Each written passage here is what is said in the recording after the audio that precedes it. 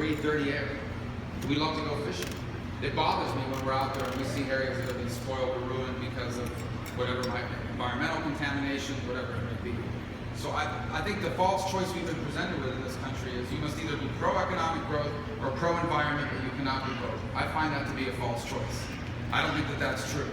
I do believe the American innovator is actually allowing us to be cleaner. Our air standards today are better than they were 10 years ago. Our pollution standards, our pollution levels are lower. But most of these advances have come as the result of the American innovator. What has the American innovator done? The American innovator has allowed us access to natural gas, which is a very clean source of energy, that we have an abundant supply of that domestically. We should be fully utilizing that. The American innovator has made biofuels, renewables, and wind and solar much more cost effective, and every year it gets even more cost effective. The American innovator is adding not just affordability, but power and lifespan to battery-powered cars. If you go to Nevada, you'll see the work that's being done by Tesla and others. These car batteries, they're getting better and better and cheaper and cheaper. All of this is being driven by innovation. And I think we need to continue to create an environment where innovation can continue to allow us to move us in this direction.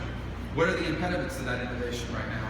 It's largely a tax code riddled with loopholes for industries that have been around and in power for a long time. That's why under my tax plan, everybody will be treated exactly the same. Every business in America will have the same flat tax rate of 25%, and every business will be able to fully and immediately expense every money they invest.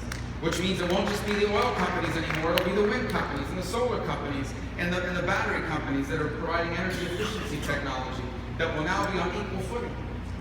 What I think is harmful, however, are all of these EPA regulations that in the end don't really achieve any measurable improvement in the environment, but have a devastating impact on our economy.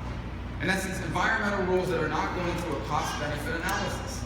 In essence, the benefits are theoretical, but the costs are real, and they are making economic development in America more and more difficult. So I believe the American innovator is already moving us in this direction. They've made it more energy efficient, more cleaner in our emissions, more cost-effective in the purchasing of these goods, and that will continue unless we allow heritage industries that have been around for a long time to use their power and their influence over government to protect them with special carve-out and loopholes at the expense of an up-and-coming innovative competitor.